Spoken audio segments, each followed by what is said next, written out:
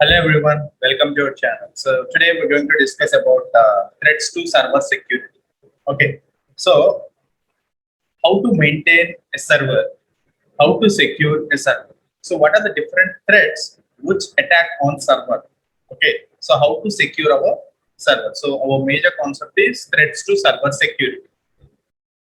So it is easy to get a server. So anyone can set up a machine in his basement and start publishing websites. So most web hosting companies offer leased servers and virtual private servers at affordable prices. Okay, so it's very easy. We can start a setup and we can buy a server, or we can purchase a virtual private server at affordable price. But the major point I see here is how securely we protect our server. What are the different threats for a server?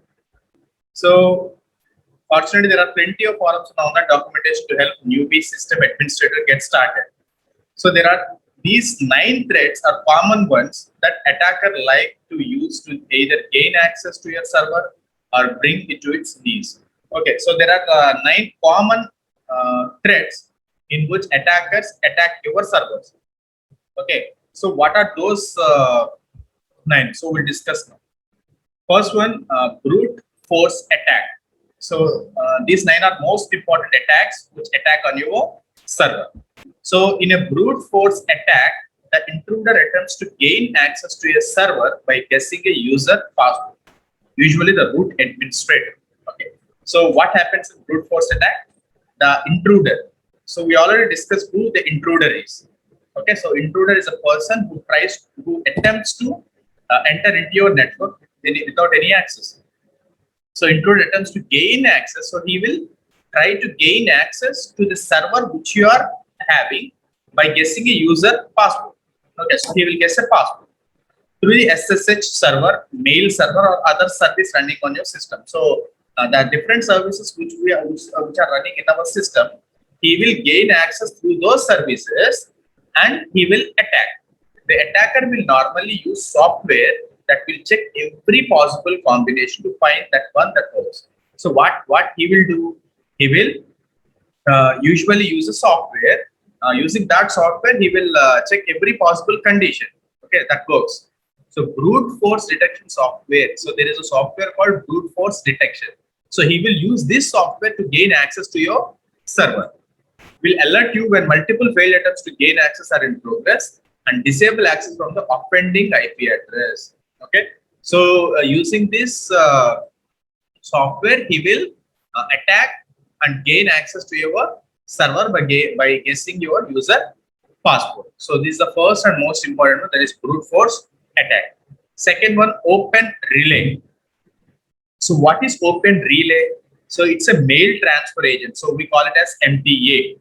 So this mail transfer agent normally uses an SMTP. So what is SMTP? Simple Mail Transfer Protocol. So what does MTA do? MTA uses an SMTP server to send email from your server's users to people around the world. So the server, he hacks the server using this SMTP server, and he will send email from your server to the people around the world.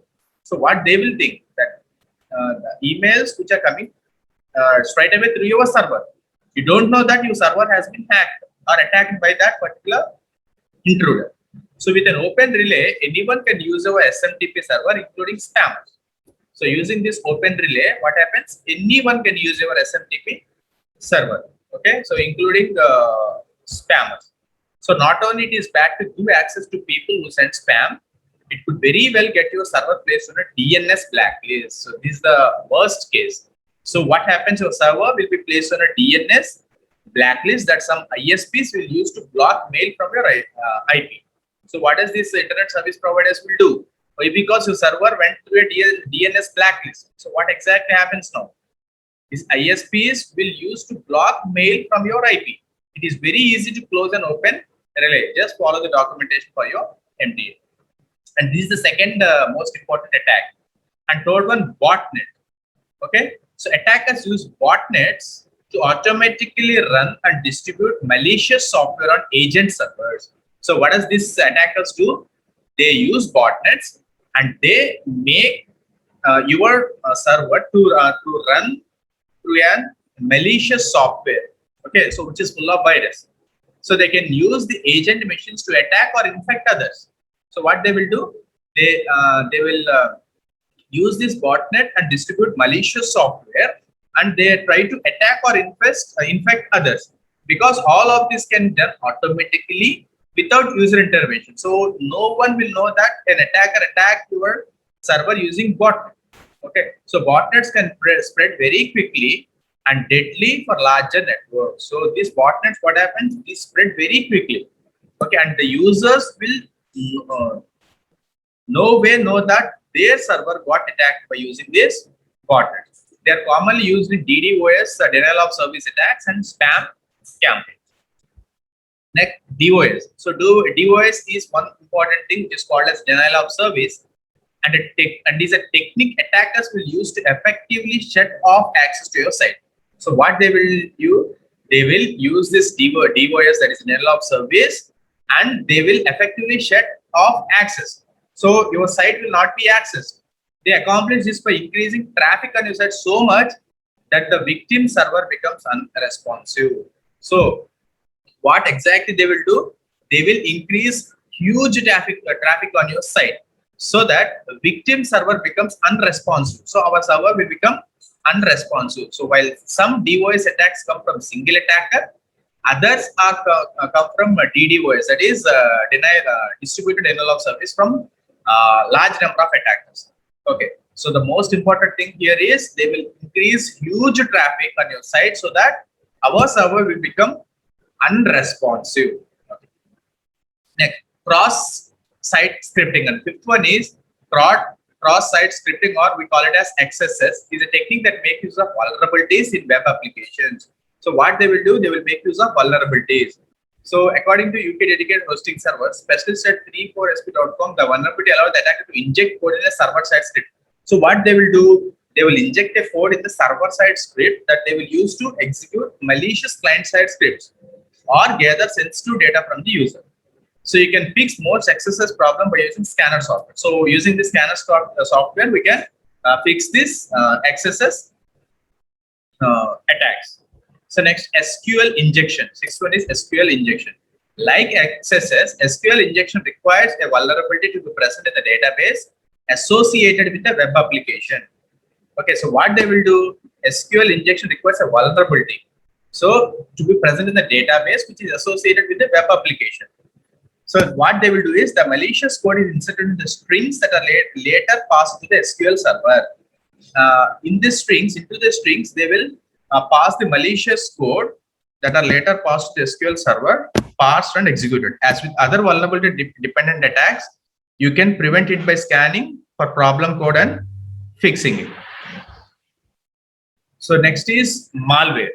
So the malware is one of the malicious software. Okay, so malicious software is called.